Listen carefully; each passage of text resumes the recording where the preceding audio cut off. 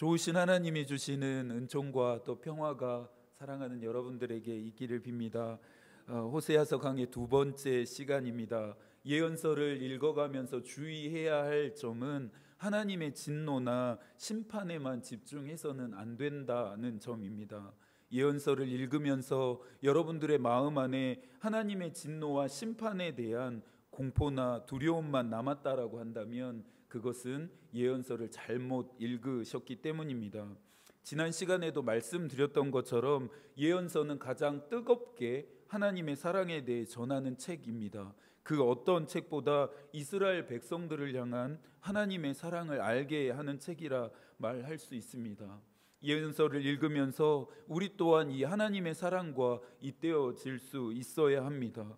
죄악 가운데 있었던 이스라엘 백성들을 포기하지 않으시고 또 끝까지 사랑하신 그 하나님이 나도 우리도 사랑하신다라고 하는 그 사실을 깨달으며 또 그 사랑을 경험해야 합니다. 하나님의 사랑은 역사 속에만 존재했던 것은 아닙니다. 오늘을 살아가고 있는 저와 여러분에게 이 하나님의 뜨거운 사랑이 지금도 닿고 있습니다. 이스라엘 백성들을 포기하지 않으셨던 것처럼 우리를 포기하지 않으시고 끝까지 사랑하십니다. 웨슬리에게 은혜란 하나님의 거룩한 사랑이 죄인에게 경험되는 것이다 라고 이해했습니다. 오늘 이 시간에 하나님이 주시는 또 이 하나님의 거룩한 사랑을 저와 여러분들이 경험하게 될 수 있기를 축복합니다. 호세아는 주전 8세기 북이스라엘의 왕이었던 여로보암 2세가 다스리던 시대에 활동했던 예언자였습니다. 잘 아시는 것처럼 하나였던 이 이스라엘이라고 하는 나라가 솔로몬의 죄악으로 인해서 마침내 남쪽의 유다와 북쪽의 이스라엘이라고 하는 두 개의 왕조로 쪼개지게 됩니다. 남쪽의 유다 왕조는 대대로 하나님을 경외하는 왕들이 많이 나왔지만 북쪽의 이스라엘 왕조는 하나님을 보시기에 악한 일을 행한 왕들만 나오게 됩니다. 여로보암 2세 또한 그 중에 한 명이었습니다. 성서학자들은 호세아가 이스라엘이 아수르에게 멸망당하기 직전까지 활동했을 것이라고 간주합니다. 여로보암의 죽음으로 인해 황금시대 또 은빛 시대라 불리며 경제적인 번영, 정치적 안정을 누렸던 이스라엘은 20년 동안 6명의 왕이 바뀌어 가면서 국력이 점차 약화되어 갔고 이방 나라인 아수르에 의해 멸망하게 됩니다. 혼돈과 혼란의 이 시대에 하나님은 호세아를 통해 당신의 뜻을 전달하십니다. 그런데 호세아는 여느 예언자들의 등장과는 달랐습니다. 음행한 여자와 결혼해서 자녀들을 출산하라고 하는 하나님의 명령 때문이었죠. 말도 안 되는 이 명령 안에 하나님의 특별한 계획이 심겨져 있다라는 것을 우리는 지난 시간에 확인했습니다. 호세아와 음행한 여자와의 이 관계를 통해 하나님은 하나님과 이스라엘 백성들의 깨어진 관계를 설명하시려고 했습니다. 이 설명의 핵심이 무엇이었습니까? 이스라엘 백성들이 죄악 가운데 있었지만 여전히 하나님이 그들을 포기하지 않으시고 사랑하신다입니다. 회개와 돌이킴을 통해 다시 하나님과의 이 사랑의 관계를 회복할 수 있다라는 것입니다. 나 같은 사람을 사랑하실까? 나 같은 사람도 사랑하실까? 의심하며 하나님 앞에 나아가는 것을 주저하거나 머뭇거리지 않으셔도 됩니다. 우리의 의심 앞에 하나님의 대답은 언제나 예스입니다. 하나님은 나 같은 사람을 사랑하십니다. 하나님은 나 같은 사람도 사랑하십니다. 웨슬리가 말했던 것처럼 하나님의 은혜는 받을 만한 자격이나 공로가 없는 사람을 향해 계속해서 흘러가고 또 흘러가기 때문입니다. 마귀는 믿는 자들이 하나님의 사랑을 경험하지 못하도록 미혹하고 참소합니다. 너 같은 사람은 하나님이 사랑하지 않으실 거야. 너는 하나님의 은혜를 받을 만한 자격이 없어 라고 속이고 또 속입니다. 마귀에게 틈을 내어주지 마십시오. 하나님의 사랑에 대한 의심 앞에 약해지고 무너져 내리게 되는 순간에 로마서 5장의 말씀을 통해 하나님이 언제나 또 어떻게 우리를 사랑하시는지를 묵상하며 붙드셔야 합니다. 우리가 아직 연약했을 때에, 우리가 아직 죄인 되었을 때에, 우리가 하나님과 원수 되었을 때에 하나님은 예수 그리스도를 십자가에 못 박으시면서 우리를 향한 사랑을 확증하셨다 말씀하십니다. 우리가 사랑받을 만한 자격이 있었을 때, 우리가 사랑받을 만한 공로가 있었을 때 우리를 사랑하신 것이 아니라 우리가 연약했을 때, 우리가 죄인 되었을 때, 우리가 하나님과 원수 되었을 때 하나님은 우리를 사랑하시기로 결정하셨다라고 사도 바울은 이야기하고 있습니다. 이 사실이 정말 우리가 믿고 붙들어야 할 진리입니다. 하나님의 사랑은 변하지 않습니다. 인간의 사랑과 차원이 다르기 때문이죠.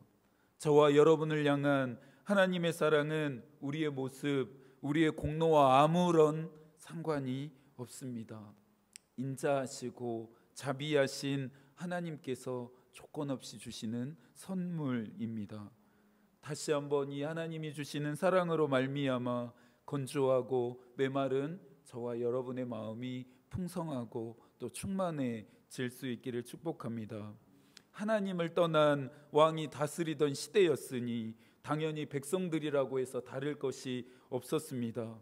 예언이 다시 시작되었고 예언자가 등장할 수밖에 없었습니다. 정치, 사회, 경제적인 영역을 넘어서 이스라엘의 죄악은 그야말로 총체의 적이다 할 수 있습니다. 십계명의 제1이 무엇인지 기억하십니까? 너는 나 외에 다른 신을 내게 두지 말라입니다. 율법의 모든 명령을 함축시킨 명령이죠. 그런데 이스라엘이 이것을 지키지 않았습니다. 이것 하나만 잘 하면 됐을 일을 이것 하나 제대로 지키지 않아서 하나님의 진노와 심판의 칼이 그들의 목을 겨누게 됩니다. 오늘 본문의 1절은 하나님이 아닌 다른 것을 섬긴 이스라엘을 향한 하나님의 엄중한 말씀입니다. 너희 형제에게는 암미라 하고 너희 자매에게는 루암이라 하라. 암미는 하나님의 백성이라고 하는 뜻이고 루암이는 하나님의 백성이 아니다라는 뜻입니다. 즉 말하자면 하나님의 백성인 이스라엘이 다른 것을 섬겼으니 더 이상 하나님의 백성이 아니다라고 하는 뜻이 됩니다. 어릴 때 들었었던 귀신보다 무서운 이야기가 있었습니다. 출생의 비밀에 관한 이야기인데요. 하나같이 짠 것도 아닐 텐데 부모님들은 자식들이 말을 안 들을 때마다 꼭 하는 이야기가 있습니다. 사실 너는 어디 밑에서 주워왔다라고 하는 이야기를 항상 하셨습니다. 어디일까요? 다리 밑입니다. 그 말을 들은 아이들의 심정이 어찌나 서러웠는지 울음을 터뜨리지 않을 수가 없었을 것입니다. 지금까지 그래왔고 앞으로도 내 엄마 아빠일 거라고 믿었었는데 다리 밑에서 자신을 주워왔다라고 하는 이 말은 청천벽력과 같이 아마 아이들의 마음을 때렸을 것 같습니다. 이스라엘 백성들을 향해 더 이상 내 백성이 아니다라고 하신 이 하나님의 말씀하심은 이스라엘이 받게 되는 가장 크고 엄중한 징벌이었습니다. 서두에서도 말씀드렸던 것처럼 더 이상 내 백성이 아니다라고 하는 하나님의 말씀하심, 이 하나님의 선언은 하나님의 사랑과 은혜를 이제부터는 거두시겠다라고 하는 결정이 되기 때문입니다. 그렇다면 이토록 하나님을 진노하게 했던 이스라엘의 죄악은 무엇이었을까요? 다름 아닌 하나님 외에 다른 것을 섬김이 문제가 되었는데요. 바로 바알을 섬김 때문이었습니다.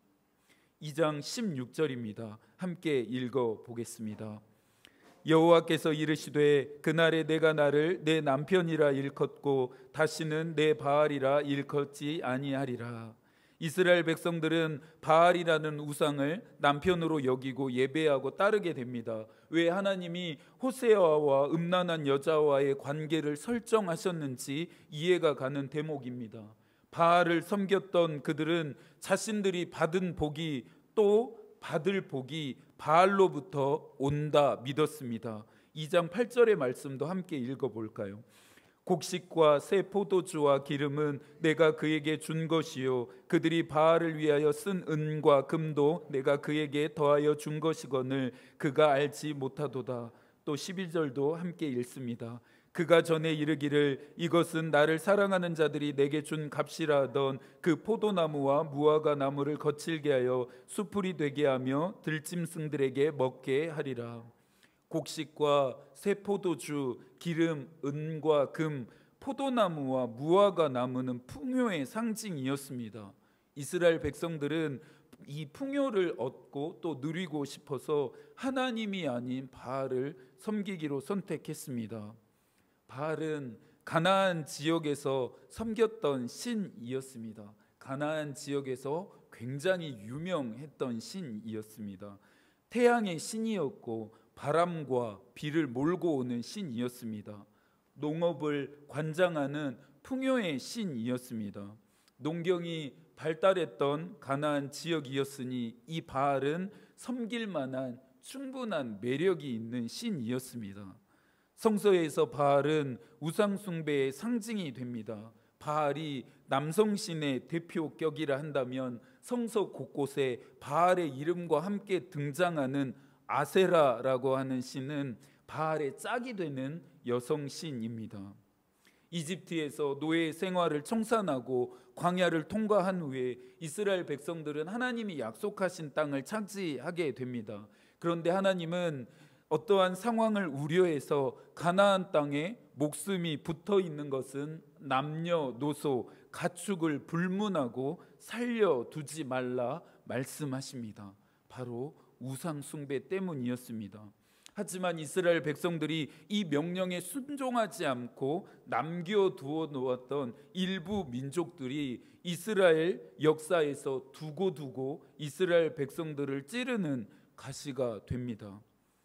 말씀을 시작하면서 나누었던 것처럼 다윗에 의해 통합되었던 찬란했던 이 이스라엘이 두 개의 왕조로 쪼개지고 분열되어졌던 이유 또한 솔로몬의 우상 숭배였습니다.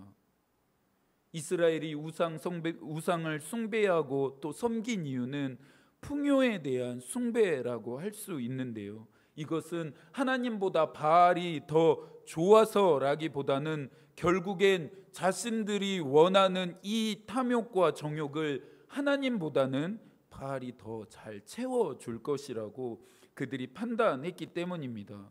그들의 우상 숭배는 결국은 자신들을 위한 일이었습니다. 호세아 8장 4절에서 말합니다. 그들이 왕들을 세웠으나 내게서 난 것이 아니며 그들이 지도자를 세웠으나 내가 모르는 바이며 그들이 또 은 금으로 자기를 위하여 우상을 만들었나니 결국은 파괴되고 말리라. 호세아의 경고가 이해가 되십니까? 그들이 은 금으로 말미암아 자기를 위하여 우상을 만들었다. 호세아가 말하고 있습니다. 루터는 우상 숭배는 사실상 하나님에 대한 모독에 해당된다라고 말합니다. 그러면서 이 우상 숭배는 하나님을 떠난 모든 종교적인 행위를 가리키는데 하나님의 말씀을 떠나서 이에 순종하지 않고 한 걸음 더 나아가서 이를 왜곡하여 하나님의 영광을 탈취하는 행위라고 말합니다. 그렇기 때문에 루터는 우상 숭배와 미신을 가장 강력한 여왕이라 불렀습니다. 우상은 탐욕과 정욕으로 인간의 마음을 끌어당기는 매력이 있어서 직접적으로 우상 앞에 절하거나 예배하지 않아도 얼마든지 마음속에서 섬길 수 있다라는 것이 문제입니다. 루터의 이 일갈이 고요한 아침 우리로 하여금 많은 질문을 하게 만듭니다. 하나님을 떠나 하나님의 말씀에 순종하지 않고 하는 모든 종교적인 행위들이 우상 숭배가 된다라고 루터가 우리에게 경고합니다. 그 일은 우리로 하여금 하나님의 영광을 우리가 빼앗아서 하나님의 존재를 모독하게 만든다라는 것입니다. 예언서는 오늘을 살아가는 우리에게도 교훈과 가르침이 됩니다. 우리 역시 직접적이고 물리적으로 우상 앞에 절하거나 예배하지 않는다고는 하나 우리의 마음은, 우리의 내면은 영적인 우상 숭배를 할 수도 있습니다. 하나님 외에 중요한 다른 것이 얼마든지 우리의 마음속에 많이 있기 때문입니다. 아무도 볼 수 없는 내 마음은 탐욕과 정욕이 끌어당기는 쪽으로 언제나 향하고 있기 때문입니다. 루터는 영적으로 부패하고 타락한 사람은 그리스도를 믿고 의지하는 대신에 우상을 의지한다 경고합니다. 하나님 대신에 하나님보다 여러분이 의지하는 것이 더 있는지 생각하고 또 성찰해 보아야 합니다. 만약 저와 여러분이 마음속으로 우상을 숭배하고 있다면 하나님, 제가 더 이상 우상 숭배를 하지 않게 해주세요라고 기도해서는 안 됩니다. 그것보다 훨씬 더 시급하고 중요한 일을 먼저 처리해야 합니다. 무엇입니까? 부패하고 타락한 우리 마음입니다. 회개와 돌이킴을 통해서 영적인 부패와 타락이 해결되어져야만 우상에게 이끌리는 악마적인 매력을 끊고 그 힘으로부터 우리가 해방될 수 있습니다. 호세아가 이스라엘 백성들에게 전하고 싶었던 내용, 그들에게 바랐던 일도 바로 이것이었습니다. 이스라엘 백성들은 하나님의 이름을 부르며 예배했습니다. 하지만 그들의 마음속에는 풍요에 대한 숭배가 있었고 이것은 곧 자신들을 위한 예배였기에 하나님은 그 예배를 기쁘게 받으시지 않으시겠다 선언하십니다. 2장 11절입니다. 함께 읽습니다. 에브라임은 죄를 위하여 제단을 많이 만들더니 그 제단이 그에게 범죄하게 하는 것이 되었도다. 또 13절입니다. 그들이 내게 고기를 제물로 드리고 먹을지라도 여호와는 그것을 기뻐하지 아니하고 이제 그들의 죄악을 기억하여 그 죄를 벌하리니 그들은 애굽으로 다시 가리라. 하나님 때문에 우리가 존재함을 잊지 않아야 합니다. 하나님을 위해서 우리가 존재함도 기억해야 합니다. 우리 때문에, 우리를 위해서 하나님이 존재하는 것이 아닙니다. 돌아오라, 더 늦기 전에 그대의 꽃자리를 찾아라는 어떤 시의 구절처럼 인간이 아름다운 것은 자신이 있어야 할 자리를 알 때입니다. 하나님의 되자리에서 내가 주인 행세하고 있었다고 한다면 이제 멈추십시오. 여러분의 자리로 되돌아가십시오. 이것만이 살 길입니다. 그렇다면 지금부터 자신들이 있어야 할 자리를 떠났고 하나님의 말씀에 순종하지 않았고 또 하나님이 아닌 다른 것을 섬겼고 자신들의 탐욕과 정욕을 채우기 위한 종교 행위를 했던 그들을 향한 하나님의 심판이 무엇인지를 살펴봐야겠습니다. 2장 9절과 10절입니다. 그러므로 내가 내 곡식을 그것이 익을 계절에 도로 찾으며 내가 내 새 포도주를 그것이 맛들 시기에 도로 찾으며 또 그들의 벌거벗은 몸을 가릴 내 양털과 내 삶을 빼앗으리라. 이제 내가 그 수치를 그 사랑하는 자의 눈앞에 드러내리니 그를 내 손에서 건져낼 사람이 없으리라. 그들에게 내려지는 심판은 두 가지입니다. 먼저는 하나님이 그들에게서 하나님의 것을 빼앗으시겠다라는 것입니다. 고대 근동에서 결혼에 관련된 법률에서 음란한 여자는 남편에게 쫓겨남을 당하는 처벌을 받게 됩니다. 아무것도 받지 못한 채 생계에 대한 그 어떤 보장도 받지 못한 채 버림을 받게 됩니다. 모든 것을 내어주신 하나님이 그것을 이스라엘 백성들에게서 모두 빼앗으시겠다 작정하셨으니 이스라엘 백성들에게 남겨지게 될 것은 오직 먼지뿐입니다. 예수께서는 이 상황을 어두운 데로 나아가 이를 갈며 슬피 울게 된다, 표현하십니다. 두 번째로 그들이 받게 될 심판은 수치를 드러내시는 것입니다. 수치를 드러낸다라고 하는 말과 포로로 잡혀간다라고 하는 말은 같은 단어적인 의미를 가지고 있습니다. 돌이키고 회개하지 않은 이스라엘은 남편 되시는 하나님의 보호를 전혀 받지 못하고 이방 민족인 아수르에게 처참하게 멸망을 당합니다. 온 땅의 주인이신 하나님을 섬기던 이스라엘 백성들이 이와 같은 수치를 왜 당해야 합니까? 이스라엘의 남편 되시는 하나님께 그들이 신실하지 않고 음란했기 때문입니다. 우상을 섬겼기 때문입니다. 바알을 따랐기 때문이죠. 시험에 대한 이야기를 하면서 시험의 주체가 누구인지에 따라서 시험의 목적과 결과가 달라진다 했습니다. 마귀는 우리를 죽이고 멸망시키기 위해서 시험합니다. 하지만 하나님은 우리를 살리고 더 풍성한 은혜와 복을 받게 하시기 위해서 우리를 시험하십니다. 심판의 목적과 결과도 그렇습니다. 호세아를 통해 하나님이 전달하시는 이 심판의 목적은 심판 자체에 있지 않습니다. 그렇다면 심판 속에 담긴 하나님의 의도는 무엇일까요? 그들이 돌이키고 회개해서 다시 하나님과 신실한 관계가 되기 위함입니다. 14절과 15절의 말씀을 함께 읽습니다. 그러므로 내가 그를 타일러 거친 들로 데리고 가서 말로 위로하고 거기서 비로소 그의 포도원을 그에게 주고 아골 골짜기로 소망의 문을 삼아 주리니 그가 거기서 응대하기를 어렸을 때와 애굽 땅에서 올라오던 날과 같이 하리라. 타이르신다라고 하는 이 표현에 가슴이 참 먹먹해집니다. 하나님은 지금 이스라엘 백성들을 꾸짖고 책망하시는 것이 아니라 타이르고 있습니다. 애달픈 마음으로 그들을 설득하고 계십니다. 우리가 믿는 하나님이 이렇게 좋으신 분이십니다. 인자가 많으시고 자비로우신 분이십니다. 하나님이 이렇게까지 하셔야 할 이유가 없습니다. 그렇게 하지 않으셔도 됩니다. 그런데 하나님은 죄악으로 자신을 잊어버리고 떠난 이스라엘을 향해 애끓는 사랑으로 계속해서 타이르며 위로하고 계십니다. 왜 그렇게 하십니까? 왜 그렇게 하고 계시나요?